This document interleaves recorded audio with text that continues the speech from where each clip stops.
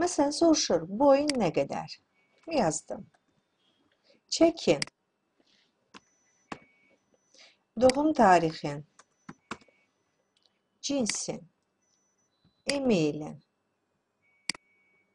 Daha sonra. Səhər yeməyi yeyirsənmi, yaxud yemirsənmi, qeyri-müntəzəm yeyirsənmi?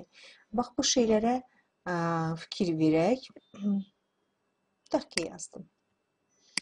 Daha sonra gün ərzində soruşur, məsələn, şirin şeylər, qırmızı ət, nə dərəcədə çox yeyirsən? Çox yeyirsənmi, az yeyirsənmi, vəbşə yemirsənmi? Məsələn, mən yazacağım ki, çox yeyirəm.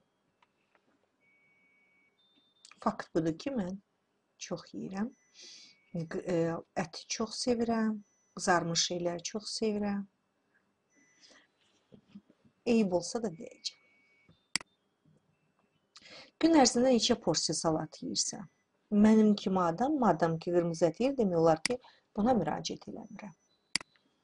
Sonra, qida qəbulunda omega 3-dür, yağlı balıqlardır, qozdur, qanola yağıdır, bunları yeyirsənmi? Çox nadir hallarda deyərdim.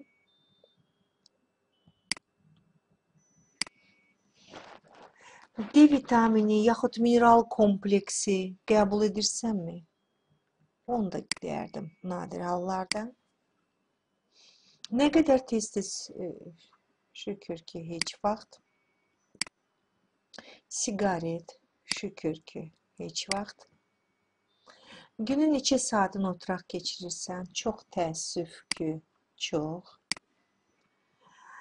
Gündə neçə dəqiqə sürətli tempdə gəzirsən, hərəkət edirsən? Çox təəssüf ki, az.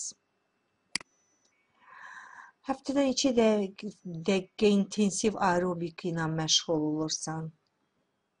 Çox az. Səhər oyananda özünü necə hiss edirsən? Məsələn, yuxusuzluq mu var, yoxsa özümü əzgin, tam yatmamış hiss edirəm? Məsələn, məndə bu ikincisi. Peşəkar həyatınızda stresin dərəcəsi. Peşəkar həyatımda epizodik kəskin stres də heç deməzdim, orta səviyyəli stres. Yaxınlarınızdan sevgi və dəstəyi nə dərəcədə hiss edirsiniz? Daha çoxunu istəyərdim. İşinizdən nə dərəcə məmnunsunuz? Bu ən maksimalıdır. Necə qiymətləndirirsiniz həyatınızı, perspektivi? Testin nəticələri əldə edilir. Testin nəticələri, yəni, baxın, bu mənə deyir ki, hansı problemlərim var, hansı problemlərim ola bilər, amma nəyim yaxşıdır, biraz çəkin azaltmalıyam, kokteyllə bu mümkündür.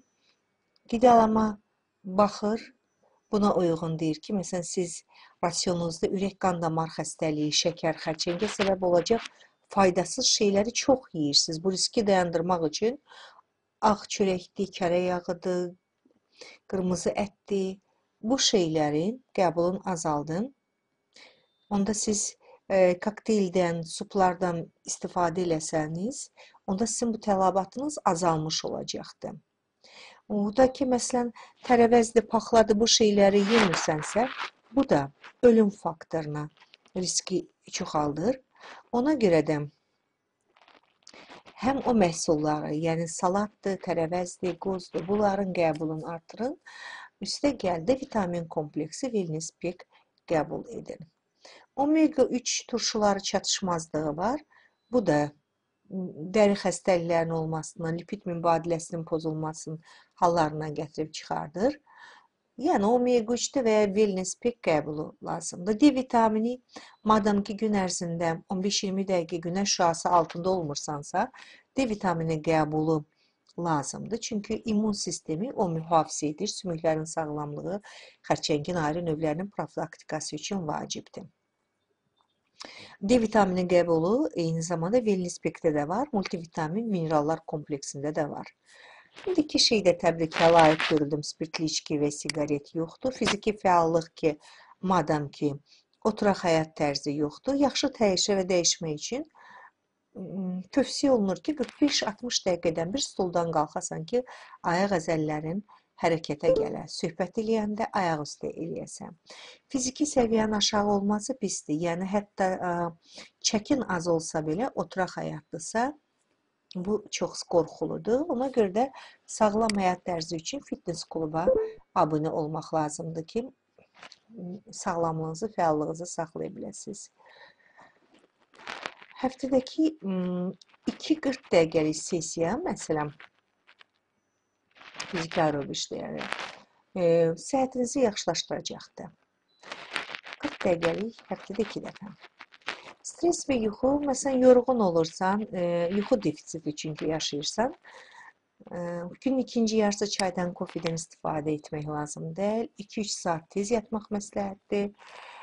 Stresdəki bu stres işdə şəxsi həyatda nəticələr etmək üçün bəzən stres faydalı ola bilir. Müsbət stres də çünki olur. Həmişə mənfi stres olmur ki.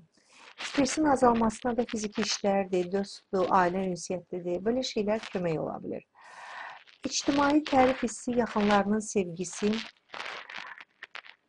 emosional sağlamlığın ən vacib şeylərindən biridir. Ətrafınızdakı insanlara da özünüz qağı və şəfqət göstərin ki, küskün olmayasınız. Öz maraq dairəsinizə uyğun klublara üzv olasınız. Əgər özünüz eləyə bilmirsinizsə, peşəkar tibbi köməyə müraciət eləyin. Axır ki, təbrik olundu ki, heç olmasa öz işimdən məmnunam, ətrafım məni qiymətləndirir və bu cür davam edin. Və yenə də təbrik olundum ki, xoşbəxtəm və gələcək ümitliyəm.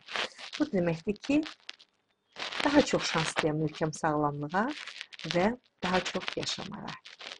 Həyatın günəşli tərəfində qalmaqda davam edin deyirlər. Və sizin nəticəniz e-maillə göndərilmişdir. Hətta istəsə ayrı ünvana da e-maili yollaya bilər. Hesab edirəm ki, bu test vasitəsilə həm ətrafınızdakı dostlara, tanışlara imkan yarada bilərsiniz ki, özü haqqında nəticələri götürsün. Məsələn, mən hazırki testin nəticələrinə baxdım və hesab edirəm ki, həyəcan təbili çalmaq vaxtıdır. Çünki görürsünüz ki, burada məndə gərginliyə doğru gedir. Yaşıl zolaq demək olar ki, bitir. Hamınıza can sağlığı arzulayıram. Çünki can sağlığı önəmlidir. Can sağ olarsa, onda uğur da qazanmaq olar, xoşbəxtlik də yaxında olar.